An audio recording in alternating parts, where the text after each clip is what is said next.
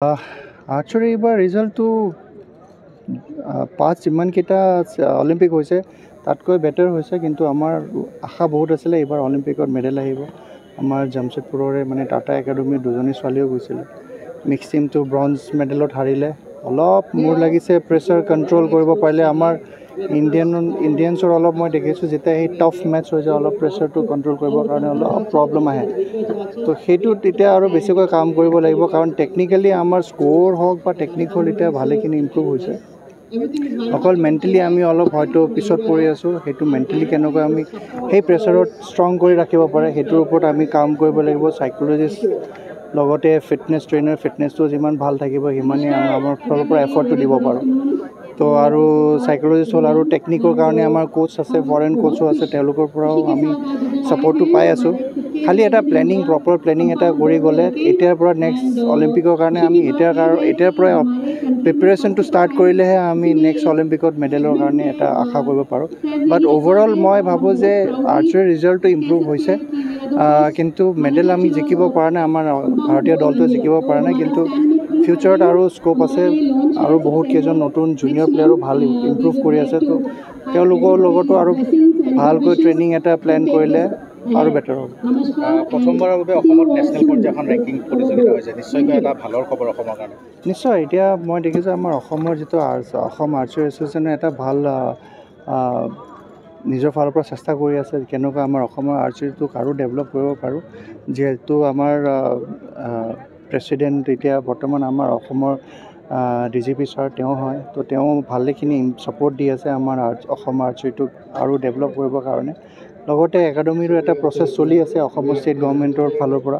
তো সেইটো হ'লে মই ভাবোঁ যে আমাৰ অসমৰ প্লেয়াৰৰ কাৰণে আৰু ভাল হ'ব, কাৰণ অসমৰ প্লেয়াৰৰ টেলেণ্ট আছে, কিন্তু সেই লেভেলৰ সুবিধাটো পোৱা নাই যিটো মানে ইণ্টাৰনেশ্যনেল লেভেলত এচিভ কৰিবৰ কাৰণে লাগে। সেই সুবিধাটো বা সেই ট্ৰেইনিং কোচিং ইকুইপমেণ্টছ সেইটো পোৱা নাই।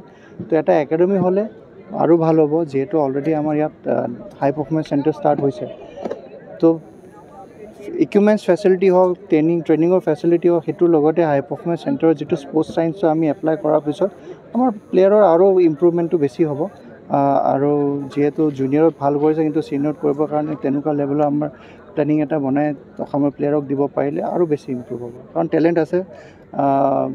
মই ৰিচেণ্টলি এটা কেম্প কৰিছিলোঁ আমাৰ অসমৰ আৰ্চাৰৰ, বহুত কেইজনক মই দেখিছোঁ টেলেণ্টেড আছে। অকল মই দেখিছোঁ যে যিটো কোচিং হয় ৰেগুলাৰ কোচিংটো সিহঁতে নাপায়, প্লাছ ইকুইপমেণ্টছৰ যিটো ছাপৰ্ট আছে সেইটো পোৱা নাই। এতিয়া নিজৰ ফালৰ পৰা কৰি আছে, পেৰেণ্টছে ছাপৰ্ট কৰি আছে, তো সেইটো কাৰণে তেওঁলোকে কৰিব পাৰিছে। আৰু পেৰেণ্টছৰ কাৰণে মই এটাই ক'ব বিচাৰোঁ যে তেওঁলোকে যিটো ছাপৰ্ট কৰি আছে ষ্টাৰ্টিঙত অলপ কৰিবই লাগিব, কাৰণ আজিৰ সময়ত চৰকাৰৰ পৰা চেণ্ট্ৰেলৰ হওক বা ষ্টেট গভৰ্ণমেণ্টৰ ফালৰ পৰা হওক এটা সুবিধা আহি আছে, তেওঁলোকে ছাপৰ্ট কৰি আছে।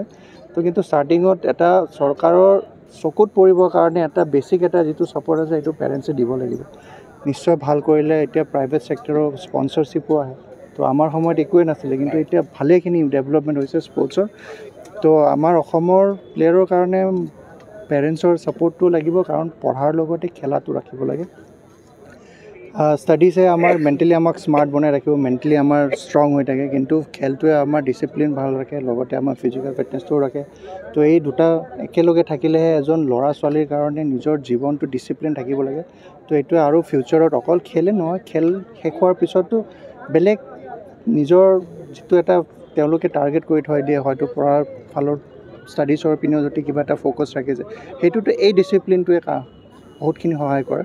তো মেণ্টেলি নিজকে ষ্ট্ৰং ৰাখিবৰ কাৰণে ষ্টাডিজটো আছে। চ' ফিজিকেলি নিজকে ফিট, নিজৰ ল'ৰা ছোৱালীক ফিট ৰাখিবৰ কাৰণে স্পৰ্টছটো দিব লাগে। স্পৰ্টছত ৰাখিলে তেতিয়া ডিচিপ্লিনটো থাকিব। আৰু আমি আজিকালি দেখিছোঁ বহুত ল'ৰা ছোৱালী ইয়াতে মানে অসমত মানে কি হৈছে অলপ বেয়া নিচা পিনে গৈছে। তো মই ভাবোঁ খেলটোৰ কাৰণে মানে খেলত থাকিলে তেতিয়া এই বস্তুটোত মই বহুত কেইজন পেৰেণ্টছকো দেখিছোঁ, তেওঁলোকে মানে এই বস্তুটোৰ কাৰণে যে তেওঁলোকৰ ল'ৰা ছোৱালী যাতে বেয়া নিচা নকৰে সেইটোৰ কাৰণে খেলত দিছে, আৰু এইটো সহায় কৰি আছে। তো মই এয়া ৰিকুৱেষ্ট কৰিম যে ল'ৰা ছোৱালীক খেলত দিয়ক। খেলৰ নিচিনা নিচা একো হ'ব নোৱাৰে, কাৰণ মই মোৰ নিজৰ খেলটো এসপ্তাহো মই যদি প্ৰেক্টিছ নকৰোঁ বা 15 দিনমান প্ৰেক্টিছ নকৰোঁ, মোৰ এনেকুৱা লাগে নাই এতিয়া মই প্ৰেক্টিছটো কৰিব লাগে, মই আৰু বেছি ৰেষ্ট কৰিব নোৱাৰোঁ। তো এই বস্তুটো তেতিয়া ল'ৰা ছোৱালীৰ ভিতৰৰ পৰা আহিব, আৰু এটা লেভেলত এটা এচিভমেণ্ট কৰিলে ইণ্টাৰেষ্টটো অট'মেটিকলি আহি যায়।